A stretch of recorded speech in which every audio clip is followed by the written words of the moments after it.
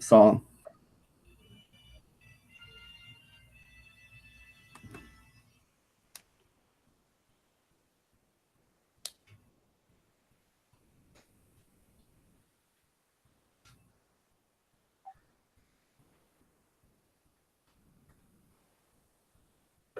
Greetings from Storybrooke. This is the land where you really shouldn't trust anyone with your secret beignet recipe. We also talk about ABC's hit series Once Upon a Time. How are you guys doing this week? Pretty good. Yeah, as always, Bobby Hawk here. And who else is with us this week? Unfortunately, Elizabeth couldn't join us. We have Monica Sadai and Tony Hoop. What's up, you guys? All right, so we're just going to go ahead and get straight into things. A little later than usual, finally my camera started working. I almost started cursing. I thought we got that out of our out of the system before the show started. Yeah, but now I'm having mic problems. It seems with the music, but either way, we're here to talk with you guys about Once Upon a Time. And of course, as always, Monica, you've been doing such a great job with the rhymes lately. Why don't you go ahead and hit us up with another rhyme for this week's summary? Zelina finds the house of candy to free Dandy. He is soundly beat back. Rogers frees Henry from Nick. To save Zelina, they'll have to be quick. Zelina is full of emotion in this week's episode, Chosen. Was that just me, or did it sound like Gladys was doing the opening there for a second? Yeah. Okay, I just wanted to make sure. No, it's Tony. You know what I'm talking about, right? Yes. Oh my god! You just froze, like you kind of like froze, and like there's a character from a video game. Portal 2 called Gladys. It's like a talking computer. That's what it was just. What makes it funny is that was my grandmother's name. Oh, I'm What? Oh my god! Oh my god! Jesus. All right. Anyway, that was a great rhyme. I'm sorry. I got a total loss of words now. So anyway, yes, this week's episode, Chosen. Okay, but now I'm back on track. All right, so more or less, this was chosen. This is more or less a showcase for Zelina this week. Yes. I guess more or less a parting episode. To be honest with you, I really didn't like it at first upon the first viewing, and I think it kind of grew on me more, but I definitely had some issues with it, but we'll get into that as we go through the episode. So without further ado, let's go ahead and get started. Years ago, Hansel and okay, take two. Years ago, Hansel and Gretel are held captive as the gingerbread witch plumps them for her feast. Zelina may be wicked, but even she isn't down with cannibalism. The Wicked Witch comes to banish the Gingerbread Witch. When Gingy is defeated, the children beg Zelina to free them, which is all the distraction that is needed. The Gingerbread Witch puts a candy magic beatdown on Zelina, who stumbles into the woods before collapsing. Flash to today. Kelly sits at the bar, lamenting Chad as Ronnie returns from the nature walk. They finally have all they need to cure Henry. Too bad he's not in town. Meanwhile, Jacinda's making breakfast, but her mind is elsewhere. She hasn't heard from Henry since he left for New York. Suddenly, a buzz on the counter tells her that Henry is fine and the interview went well. She quickly replies, but across town, it's Nick that's using the phone as he has Henry tied up in his apartment. At the precinct, Rogers is being told about Henry's abandoned car as Kelly and Margot head in to report Kelly's secret admirer. But Rogers isn't the detective she wants to talk to. Kelly slips away to chat with Weaver, or whatever he's calling himself these days. She knows he's the only one who can help her stop Hansel. Flashback to the realms. Zelina comes to, but she knows she's no longer on the forest floor. I will get this right eventually. She notices a man coming through a door. She instinctively tries to use her magic, and nothing happens. Her necklace is gone. The man explains that when he found her, the necklace was broken and he fixed it. When he returns it to her, she realizes he's blind. She tries to leave, but it's obvious she's still hurt. He asks her to stay until she feels better, and as he feeds her, she gets a worried look on her face when he tells her about his children that have gone missing, Hansel and his sister Gretel. Flash forward to Seattle. Nick tries to share memories with Henry, but that's not the life that he remembers. But Nick thinks he may have found a way to jog his memory, and meanwhile, things are rolling along at the Roland Bayou. So well that Sabine has to make a run for more ingredients, which gives Drew and Sandy some time to catch up. Looks like Hansel isn't the only woke one when Facilier tells Prince Naveen that he intends to collect on his debt. All right, so a lot going on there. Dun, dun, dun. First of all, I could be wrong, but is the opening telling us that this is the Hansel and Gretel from our world, or from the original realm? I don't think so. I think it's definitely this new realm. Well, I was first surprised to see the gingerbread house in Oz, of all places. Right, but that's what I'm saying, that Oz is not part of this new Storybrooke realm. Like, this is supposed to be a whole new different set of stories. So Zelena wouldn't be a part of that.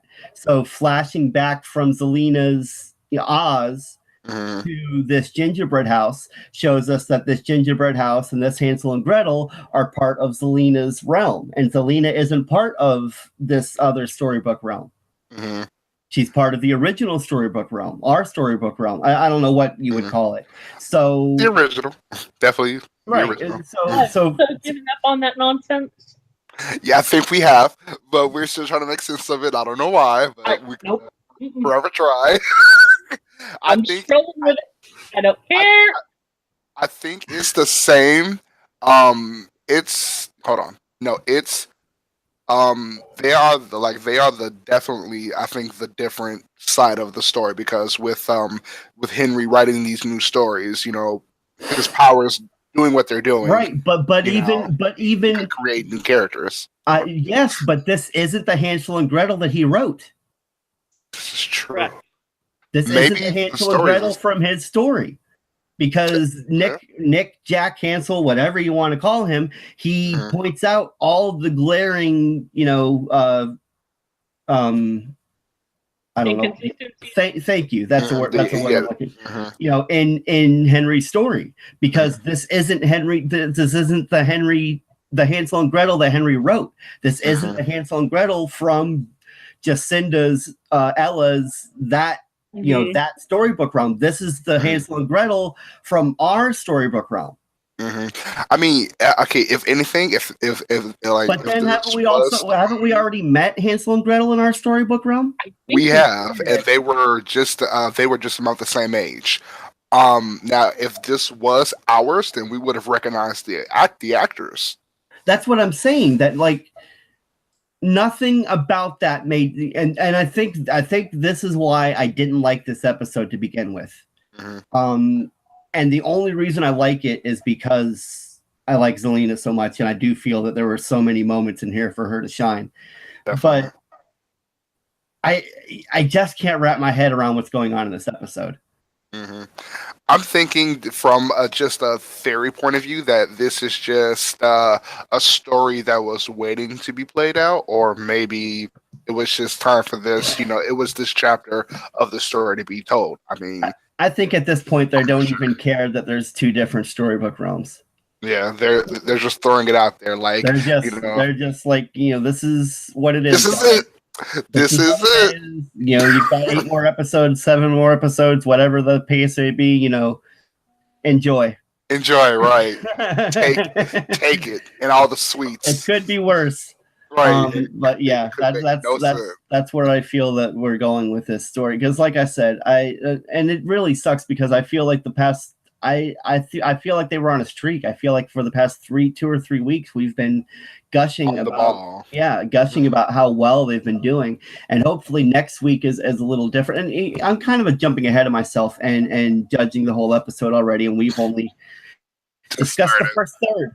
So anyway, I know, but this podcast would not be, what it is without without our regular jumping ahead, jumping around, But- things like that. Okay, true. This is true. It's our personalities that we bring to this podcast. Is true.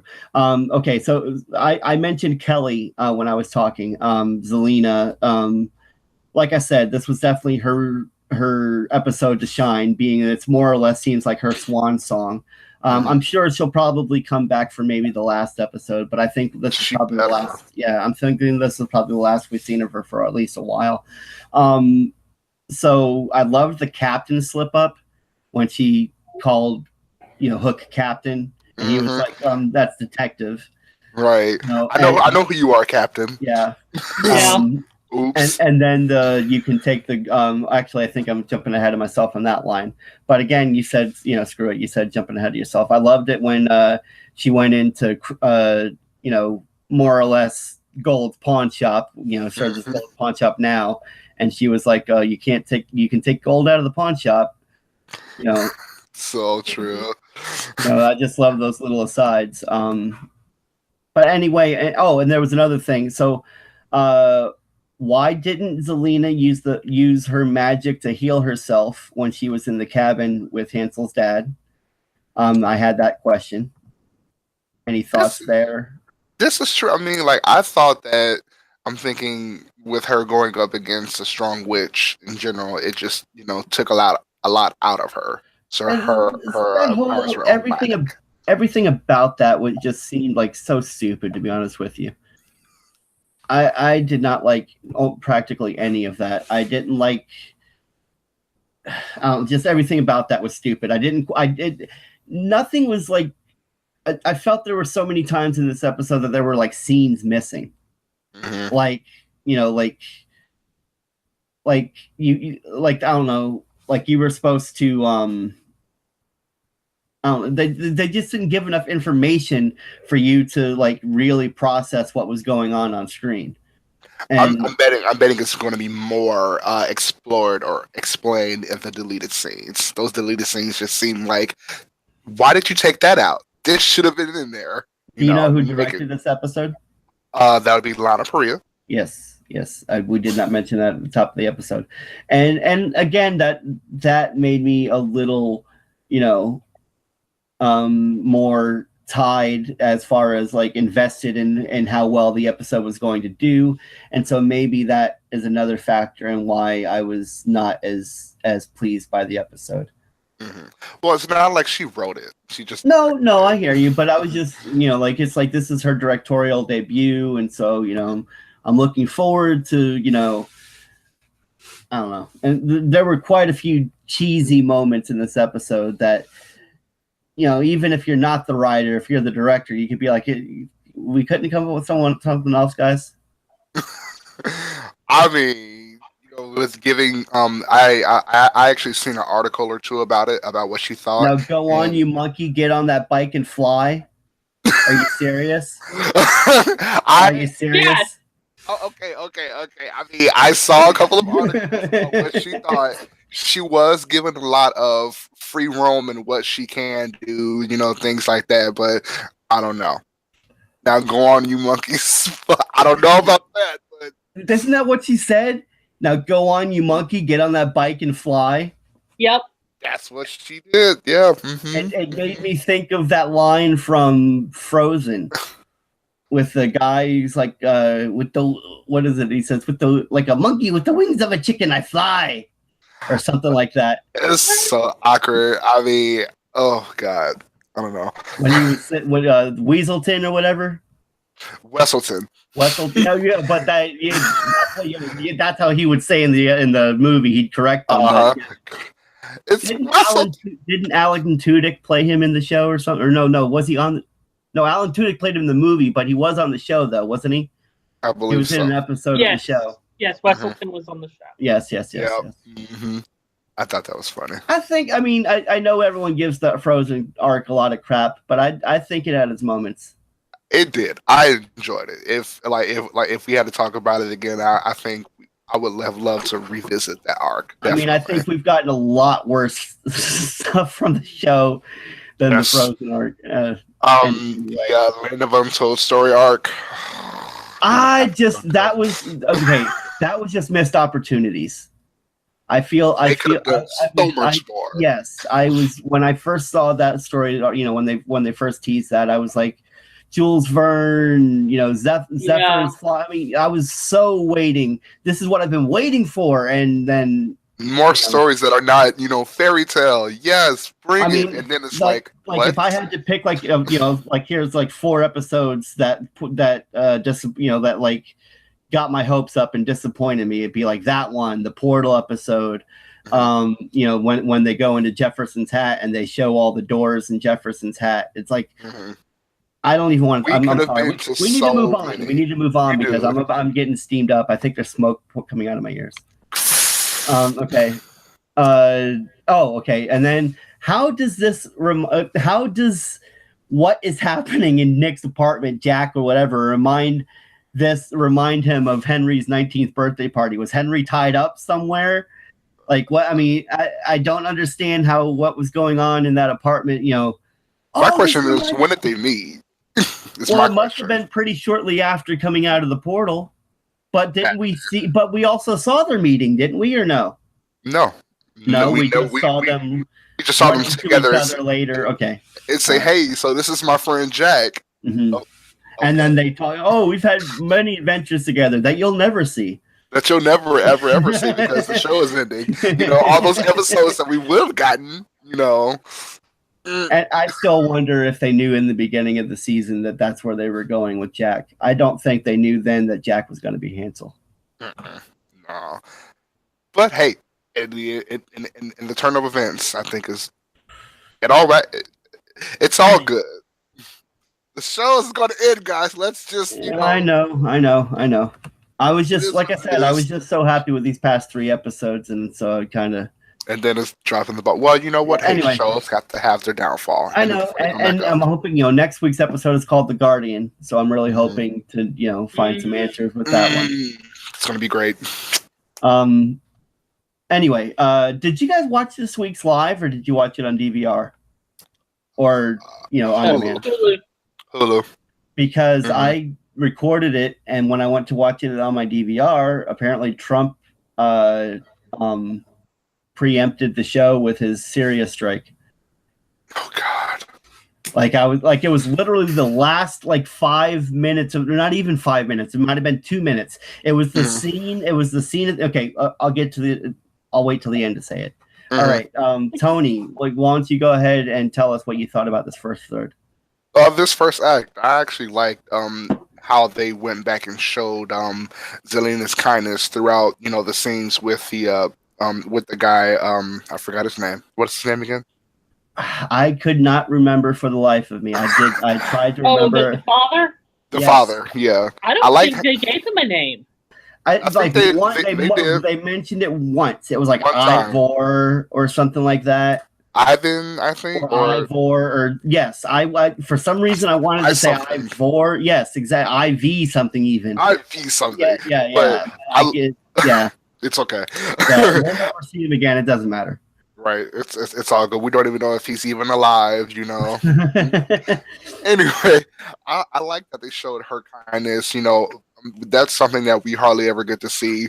Because when we flash back, she's all wicked and all gussied up and in black and green makeup, and we never see that kindness side about her, and I actually missed that. And also, soon to be blind witch. This woman, right? Crouching Tiger, Hidden Dragon on her ass, right? Just flick, just wave of her wrist, it's like. Here, I'm gonna just bat you away like a fly. It's like, wait a minute. Since when? Since when does Zelina let that ever happen? And I mean, it came out of nowhere. Yeah. I mean, I guess you could argue, okay, she was surprised, but still, that was just come on. That kind of reminds me of the episode when her and the evil queen went up against each other when she threw her up against the garage door. I'm like, ha. Hold on. Really? You against the queen, and you just going to be like, I'm not going to fight you. I'm not going to do this. Man, I would have fought her so quick. I would have stood up for myself. And also, I would have never imagined, like we said earlier, we would have never imagined the Blind Witch being in Oz. Is that just some part of Oz that we didn't go to, or This is just them trying to write Zelina into this. I'm done talking about that. It doesn't make any sense. We're not going to make it make any sense. Move on. It's never going to make sense. But yeah, I was just shocked into seeing her there as well. Like I said, I actually rewound that part of the episode and watched it again to be like, wait a second.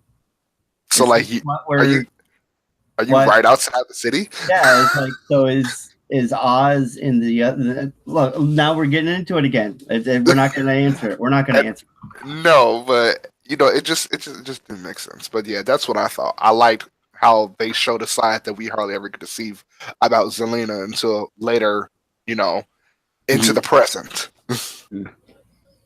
So yeah, that's what I like. It's always shown that she was sweet until she was rejected. Mm-hmm. That seems to be her. Yeah, that seems to be her thing. Is like as soon as she feels any kind of rejection, that's. I mean, it's just one of those things that have always been in any type of rendition story of the Wicked Witch. Mm-hmm. Like, for example, in Wicked, they always say, "Oh, you're wicked, you're this, you're that," just because she looked different. And I mean, I guess that's how evil is made if you disregard people or make them singled out or things like that. I never really understood that. I guess until saying, okay, now you want me to be wicked, sure, I'll be wicked, and then boom, the born, like here is the day that the Wicked Witch of the West was born, because she was sick and tired of all the people's crap. That's what it seemed like. No, I hear you. And Monica, did you have anything to share before we move on? I was really surprised at how powerful that gingerbread witch was. And the glowing necklace, has it done that before? I don't. I kind of feel like it never like siphoned. that. I feel like it's glown before. I feel like it's glowed before. I don't know quite. Like I don't. I can't really pinpoint. I can't say like, oh yes, season 4, episode 3. I'm not. But I feel like it's glowed before. I just can't really say the context of when and where. It looked like it kind of siphoned her power away from her, like saying, "Okay, hey, you've had enough. We're sitting here debating on what it did. No, you're fine. We're sitting here. We're sitting here debating on what it did. Mm-hmm. I mean, I wouldn't call this a debate. I would call it a discussion. Oh my lord! What happened? What? And now they're going to discuss or debate whether it's a discussion or a debate. No. I was just saying, like, I feel like it kind of siphoned her power a little bit. Saying, okay, hey, I'm gonna cut you off for a second, just because her power's in her necklace, and so her necklace was damaged. So I guess that answers my question earlier about why she didn't just use her magic. But again, that's why I'm saying is that I wish they had been more clear about, I feel like there was just a beat, not even a scene, just an explanation, just like every now and then it's just like, wait a second, why did that happen? Like, let's blame Fred. Yeah, I blame Fred. Fred has a lot of stuff of what I'm going to say about in the later episode. I blame Fred for this. All right, let's move on before we get Anyway, after coming to him for help, Weaver shows Kelly his creepy evidence locker. She expects some kind of weapon to defeat Hansel. Instead, he gives her necklace, which without magic is useless. But it seems he was really just giving her a pep talk all along anyway. Flashback to the realms. Zelina tries to return the hospitality of her savior by cooking dinner for him, but she has trouble starting a fire. He sees she's having trouble and they start a fire together. He speaks with his children again, and Zelina gets noticeably upset and decides to leave. He asks her to stay, and she says she will return, but she just has something she has to take care of first. Flashback to the Heights. Jacinda's off for a run when she runs into Rogers. He tells her about Henry's car being found. She says she just got a text from him in New York. When she takes a closer look at the text, she realizes it's not from Henry, but Rogers has an idea who might have sent it. As he continues to try and free himself, Nick brings something that he thinks will make Henry remember, proof that he is Lucy's father. But Henry just thinks it's a trick. No matter, Hansel is off to kill the witch that hurt him the most, Henry's Aunt Zelina. Just to be safe, he knocks him out for good measure. At Ronnie's, Kelly's closing up when she notices the shadow of someone with a weapon. She ducks behind the counter and grabs the closest thing she could find, but the shadow is just Ronnie with a crowbar. The two share a drink, and Ronnie assures Kelly everything will be okay. Flashback to the realms. Zelina has come to meet Gingy for round 2, and this time she's prepared. The gingerbread witch does her best crouching tiger, and Zelina pulls out a stone, points it at her eyes, and steals her sight. She knows someone who needs it more than she does. She enters the candy cottage to save the day, but it's too late. Hansel and Gretel are gone. Flashback to today. Rogers enters Nick's apartment and finds Henry unconscious. He tells Rogers that Nick is after Kelly, and they head off to find him. At Ronnie's, Kelly has a drink when the phone rings. It's Nick. He has Chad, and if she ever wants to see her Boo Bear again, she'll do exactly what he says. Okay, so there's the pawn shop line I was talking about earlier. Okay, so the whole Ronnie with a crowbar thing, that was stupid and lame. I don't understand. Let me see. Am I getting ahead of myself? Yes, I am.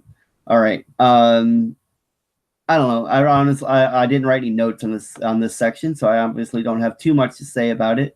So, Tony, why don't you pick up the slack for a moment? Let's see. I was just gonna say,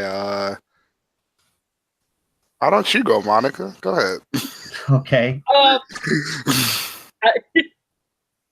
Way to go, Rogers, on figuring out that Nick was Hansel, especially not being aware of all the craziness. Did anyone notice his car? It looked really familiar, but I couldn't place what. Yeah, Bobby, do you know what it was? That's a Camaro, right? An SS Camaro? I saw the SS, but I didn't know. And if you think like a lot of ships are named like SS this, SS that, and so it's almost kind of an Easter egg that the SS is on his car. I didn't see that. Oh, well, it reminded me of the Winchester car, so I was definitely bears that in mind. But yes, the SS on his car. 67 Impala, so it's still a Chevy, but right. But it definitely like I said, makes you think of it at the very least. But like I said, yeah, the SS on his car is in reference to the SS Jolly Roger, Yeah. The SS Minnow. The SS Minnow. I didn't even see it. I mean, I think I might have to go back just for that part. Again, I mean, I don't have confirmation that that's the case, but I mean, when I saw the SS on his car, I was like, that makes sense because, like I said, perfect. He's a pirate, right? Exactly. Yeah, exactly. Yeah. I love the line in here. I'm sorry, but I've been doing enough trees with you to know these ropes won't hold. Yeah, I did like his performance. While I did find the whole episode as a whole to be lackluster, and I felt like there were some things that could have dealt with a little more explaining. I felt like even though I don't think they had this in mind from the beginning, I think they did a decent job of the whole Jack Nick Hansel thing. With the exception of Selena, I really don't see. I feel like they just kind of threw Selena in there because they had to. True. And the one question I had for this section was when Ronnie comes back and she's complaining of how many kinds of moss there are. Mm-hmm. Wouldn't that be potions making 101? I mean, how many types are there? What's used for what? How do you locate? I mean, that just sounds like basic witchcraft. Yeah. I mean, that it would make perfect sense, but I guess with her, I wouldn't say just getting woken up, or with her getting woken up, I'm guessing that your memory's kind of foggy, and what you've learned over the years is kind of like just fizzed out for a moment. Right. And I would say on anything else. I would say she's in a different realm, but she did spend 30 years here before. Yeah, she did spend 30 years in Storybrooke. Yeah. Yeah, and this is what I'm saying. There's plenty of moments like that in this episode where it's just like, if you just take a second to think about it, it's like that shouldn't be happening. I agree. All right, Tony, did you have anything to add before I move on? Oh, Boo Bear. It sucks when family or soon-to-be family gets in the middle of things, but I guess that's what leverage is for. But I think Hansel would have, with how serial killer she's being, I think he would have made an awesome dark one, a very strong, awesome dark one. Like, he would have definitely scared me the most. I think if I had to count about who were like very good dark worms, it'll definitely be Rumple being number one. And then Hansel being number two. And then Emma, and then Killian. Definitely my favorite dark ones. Weren't they like a shared dark one? They were a shared dark one, but I think for people who were more evil was definitely Killian. like Emma was like, "Hey, I'm gonna do this. Are you gonna stop me?" Question mark. I mean, that's what it seemed like. I don't really think that she was that evil, to be honest with you. Because I was hoping for more with that, but that's another tangent. Yeah, and they teased a lot more with that. I think there was even didn't they show her stabbing someone even at one point, in a tease that never happened or something? She was behind bars, and it seemed like it was the same jail that Rumple was in. Right? She took the guard's heart, crushed it, and it's like, where was that? That scene never happened. They showed it in the tease, and then it just never happened. I mean, they just said, "Here, we're going to throw this in just to get you happy." It wasn't even like, "Oh, this was a nightmare that Snow had about what's happening with Emma." No, it was just it was just we're going to suck you in and be like, "Yeah, are you ready now for season 5? Yeah. Guess what? It's not going to happen." So apparently, this is the Haterade episode. Yes, this is. But something that Hansel had mentioned about Gretel, it seems it almost seems like basically anyone can learn magic if you study hard enough. Well, I feel like they established that at the beginning of the season, and maybe not even the beginning of the season. I mean, even with Rumple's mom. Yeah, Rumple's mom was She wasn't magic. She stole magic from a fairy. Mm-hmm. And then at the beginning of this season, Victoria Tremaine. Mm-hmm. Tremaine. She was saying power can be taken, and right.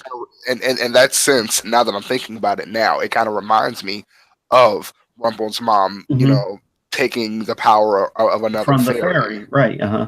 Kind of crazy, right? And that's what at first I was thinking, I was going to just mention this season, but then I was like, wait a second, we've actually even seen that before. Mm-hmm. So I mean, it's been established that you don't necessarily have to be born with magic to use magic. hmm And also with the line he said, Gretel made sure she was never weak or that weak again. Mm-hmm. You know, and that's how she was pushed to learn things like that. So yeah, I thought that was cool. I liked it. All right. Moving on. All right, third part. Ronnie comes downstairs to see that Kelly is upset. She tells Ronnie that Chad is at the airport and asks if she could pick him up. Flashback to the realms. Zelina comes back from the gingerbread house with bad news, but Ivor already knows. Oh, apparently I did write it down. Hansel and Gretel returned and told him everything. He's enraged that he kept this from her. She tries to apologize by giving him the sight she stole from Gingy, but he tells her to leave. Out of spite, she throws the sight into the fireplace. When Hansel stands up to her, she rewards his bravery by encircling his arm in flames before vanishing in a puff of smoke. Flash forward to Ronnie's as Zelina sits and wait. She hears something and grabs Ronnie's bat before investigating. She heads to the basement and finds Chad tied up there before Nick closes the door behind her. He pulls a knife and a scuffle ensues. Kelly gets the upper hand and Nick tells her to finish him off, but she decides not to kill him and just knocks him out with a knife instead. She unties Chad and tells him everything, mostly. She tries to give him his ring, but he says that when he proposed, he signed up for everything. At Jacinda's, she answers a knock at the door to find Henry. He's come to tell her he's decided to take the job after all. Across town at the fruit, or decided not to take the job after all. I don't know what I just said. To take the job. I know. I just realized as I was saying, I was like, what? Wrote that down wrong. Oops. Oh no, I wrote it down wrong. Right. I just said it wrong. Okay. Across town at the food truck, Sandy pays Drew a late night visit. Drew made him some special beignets. The special ingredient is betrayal. Sandy uses them to enchant a voodoo doll and goes on his way. Back at Ronnie's, Kelly tells Ronnie that Chad accepted her. Unfortunately, she has to stay and help save Henry. Ronnie tells her that they can manage and that she should go be with Chad. Margot stops in and notices the goodbye hug. Kelly offers her to come with, but she says she'd rather stay behind. But she says she's found a reason to stay in H-Town. At the precinct, Nick waits in the interrogation room when the lights make a familiar flicker and Sandy makes an appearance. He tells him he was the one who woke him and hopes he would take out the competition. Nick tells him if he can get him out of there, he'll take out any witch he wants. Sandy says he had his chance and he grabs the enchanted doll from his vest. He drives a needle into its chest, and Nick grabs his chest in the same spot before collapsing. The lights flicker, and Sandy is no longer there. All right, so end of episode. So this is where I was telling you about like this last paragraph right here. Nick tells him if you'll get me out of here, I'll take out any witch you want. And then Sandy's like, you've had your chance. And then boom, boom, boom, breaking news. I'm not kidding. I'm not kidding. Oh my God. Oh. Thanks, Trump. Jesus. Thanks, Trump. I mean, they couldn't have timed it better. Oh, man. Hey, Bobby. What? You got Trump. It was nuts, dude. I mean, they might as well have. The only thing that would have been better is if, like, a Rick Astley song started playing. That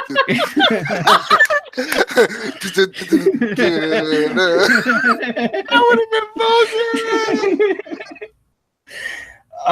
It was nuts. It was like literally. Oh, God, are you serious?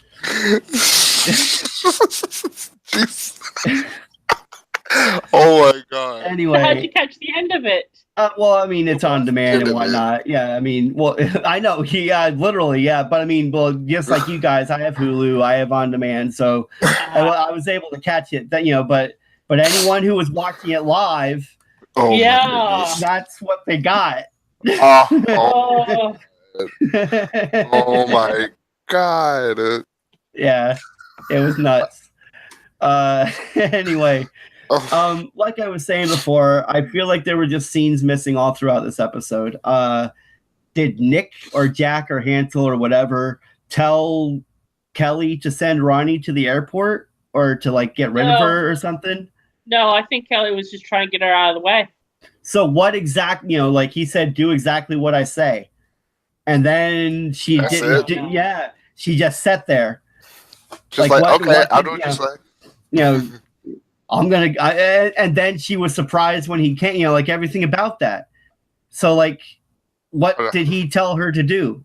I think he told her to just sit there and yeah, make sure everything is cleared.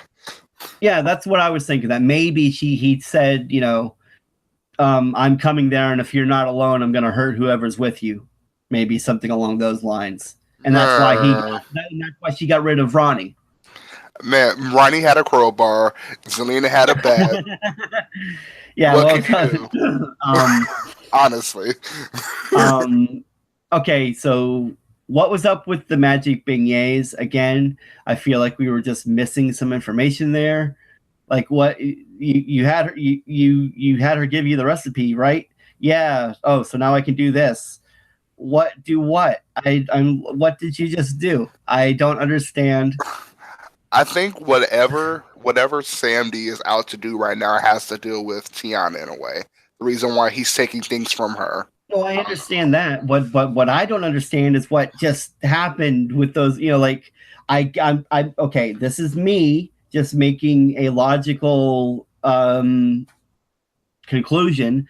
Okay, so love is a magic, and the act of love and the evidence of the act of love is a magic, i.e. the hair in the bottle and everything like that. Mm-hmm. So, that's light magic. Mm-hmm. Facilier works with dark magic.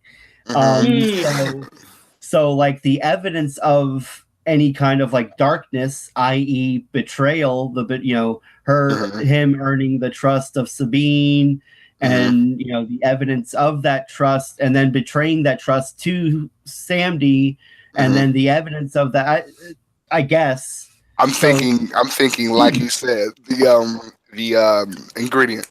Betrayal. Yeah, exactly. But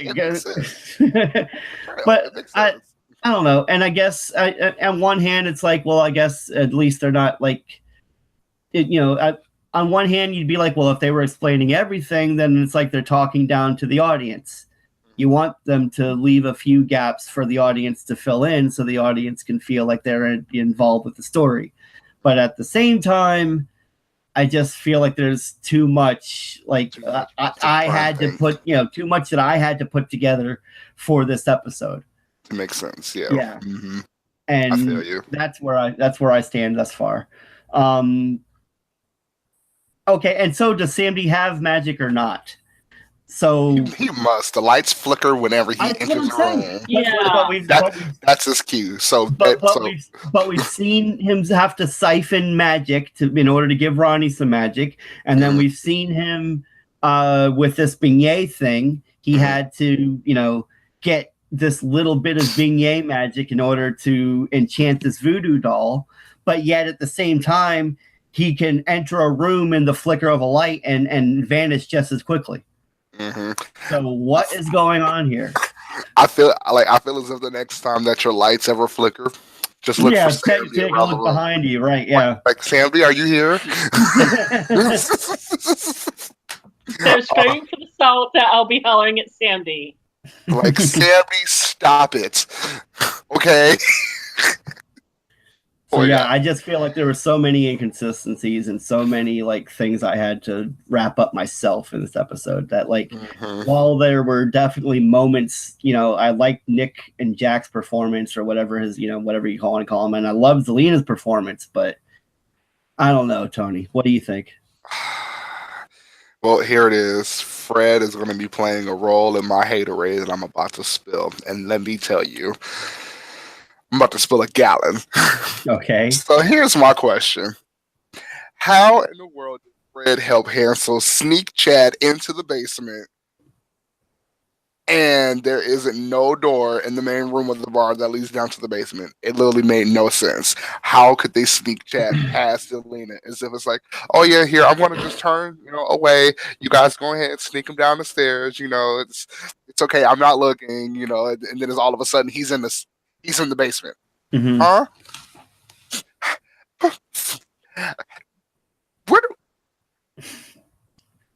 damn, Fred. Like I said, there are so Screwed many up. things about this episode that I just feel like we skipped a step. Do better, Fred. Do better. I'm gonna need you to do better, dude.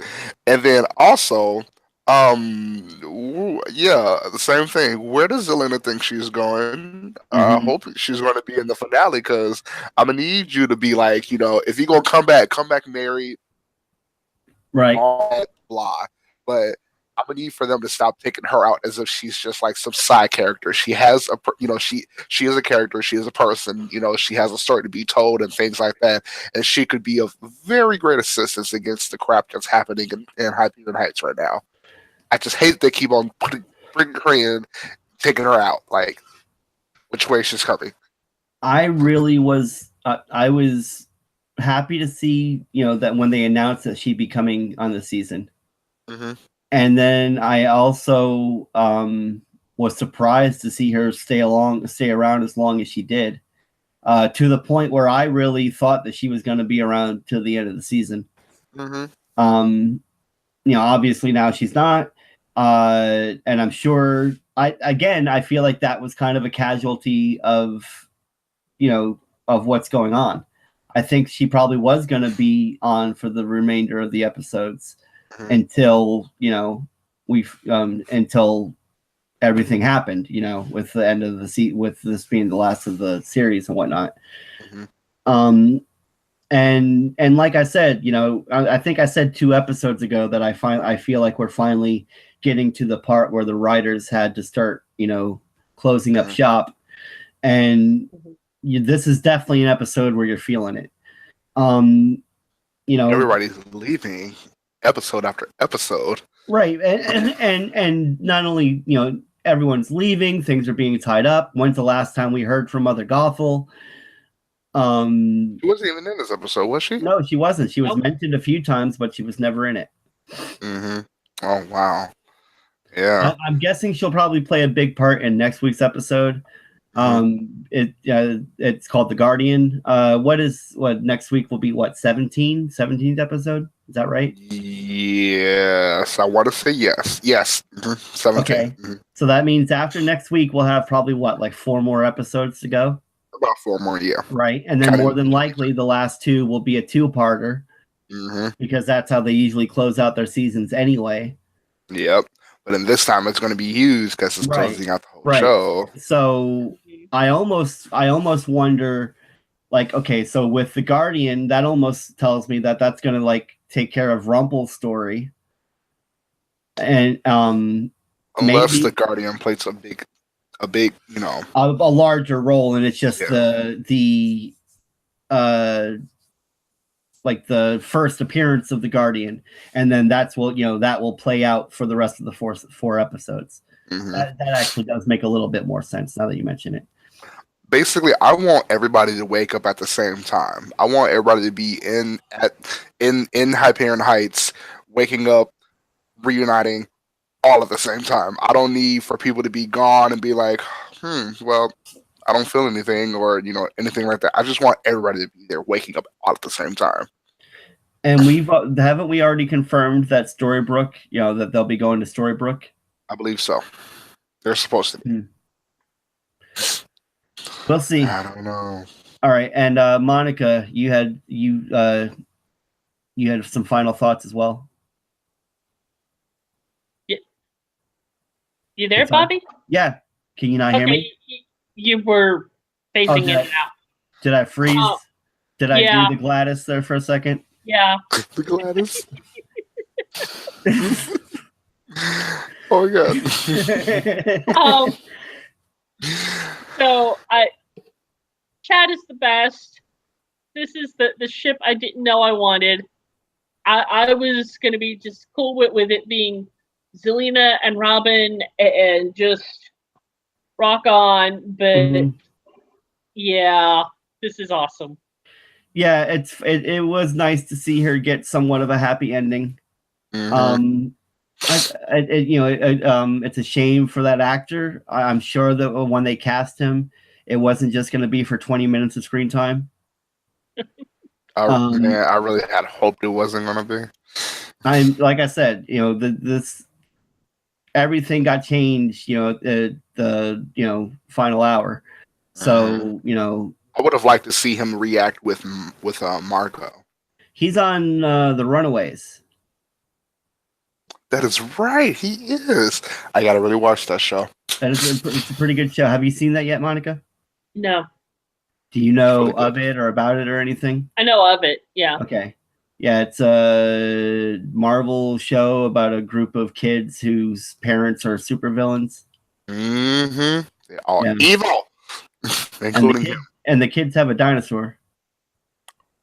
Okay. That's right. I remember that. That. Oh my god. It's based on when was it? Like late 90s, early 2000s that the comic series came out, something like that. I believe so. Anyway, it's a Hulu show, and they've already done the first season, and I believe they've already greenlit the second. But I think it's only like maybe 9 or 10 episodes as well. Mm-hmm. So it shouldn't be hard to catch up. Right? Yeah, it's a pretty good show. But yeah, so that brings us to a close for this week's episode of Chosen, and leaves us with our arbitrary scale. And what did I put for this week? Out of 12,000 different types of moss. Oh, Jesus, this number. Jesus. Oh. Every once in a while, you got to throw, this is an arbitrary scale, even though I guess 12,000 moss isn't arbitrary. It was mentioned in the episode. But out of 3,000. Out of 12,000 kinds of moss, Monica, let's go ahead and start with you this week. What do you give this week's episode? 1,020. 1,020 out of 12,000? Wait. Hang on. Let's try that again. Let's try our math again. 10,200. Okay, that makes a little more sense. I mean, we have been spilling haterade, but I mean, wow. Yeah. Like, Jesus, I had no idea. So yeah, I mean, not the best episode, obviously, but it sounds like you were pretty happy with it. Yeah. Okay. Solid B. Okay, and then how about you, Tony? Hold on, I'm doing my math right now. You guys missed the point of an arbitrary scale. Too low. I'm gonna do 10,000 and 10,500. 10,500. I thought this was the haterade episode, guys. I mean, okay, look, I didn't hate it. No, don't let me change your score. I didn't hate it. Okay. It's okay. I didn't hate it. Okay. There were just some things that Fred did that I didn't agree with, but I liked it. All right. I always love Zelina centered episodes. Like those are absolutely. There's a few characters that I've grown to love in this show, and obviously Lana Parrilla Regina is one of my favorites. Mm-hmm. Rumpel, hands down, and Zelina. And it's kind of odd that they're all kind of the villains of the piece that have become my favorite characters, but that's where we stand. Mm-hmm. Okay, so like I said, I feel like this episode was full of holes. I feel like they just like cut willy-nilly things out that would have totally explained what was going on screen. I feel like I was left to piece together what was going on. That being said, I like you said, I love Kelly, or Kelly. This is the first time we've heard her called Kelly. I love Zelina episodes. In fact, I love that she had a cursed persona. This, mm-hmm. It was really cool to see her, because he was never cursed to begin with. Mm-hmm. In the old storyline. So that was cool. And it was nice to see them give her a send off, but I feel like they totally well, not only that, but I don't feel like it was a well enough send off. I feel like they underutilized the talent they had with like her husband, like you said. Just the few moments we saw of them, that feels like they had great chemistry, and I would have loved to have seen more of them, which we probably will not. And more than likely, we were supposed to had events not occurred. So, and then like this I still can't wrap my head around. So is Oz okay? She says in the beginning of the episode they're starving kids in Arendelle. She's talking about Oz and Arendelle. All right, how did you even know about Arendelle? That's what I'm talking about, because she's from the original realm. She's not from I'm sorry. Okay. Once, So, I'm telling you. So, out of 12,000 kinds of moss, okay, I'm going to have to say that I'm going to give this episode 7,343. Ouch.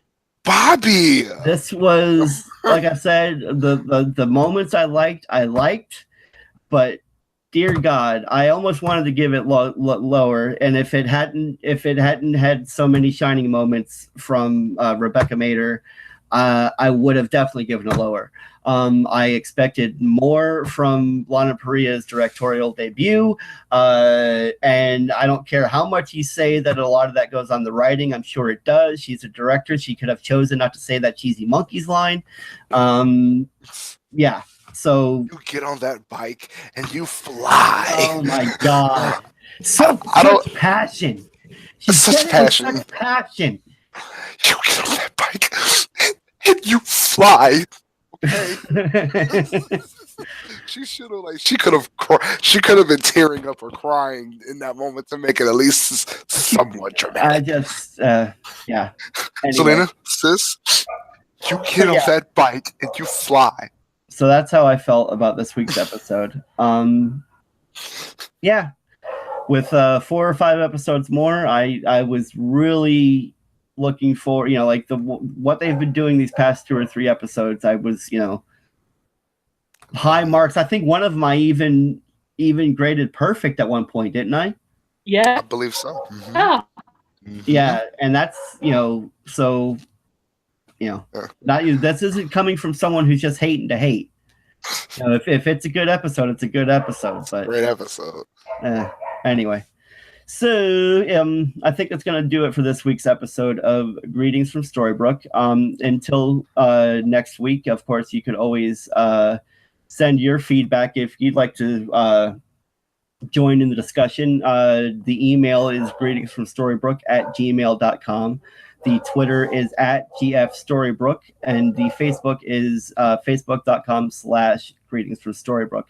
That's usually our most busy avenue. We always, the few people who still cooperate in the discussion are usually there at Facebook. If the voicemail is still up, it's 424-274-2352. That's 424-274-2352. And of course, you can always reach each of us, individually. Tony, how would they do that? You guys can find me on Twitter at hoops900. Okay, and Monica? On Twitter at Monica Sadai. And then, of course, I'm Bobby Hawk. You can find me at Inevitable Hawk, HAWKE. And then, search Bobby Hawk on Facebook if you want to see me on there. I don't really do anything on Facebook. I said Twitter already. Okay, now I'm just rambling. It's okay. It's all good. This is how the show ends, right? Me rambling while I try to pull up the song. I think it's called stalling, Bobby. It's called vamping. It's called vamping.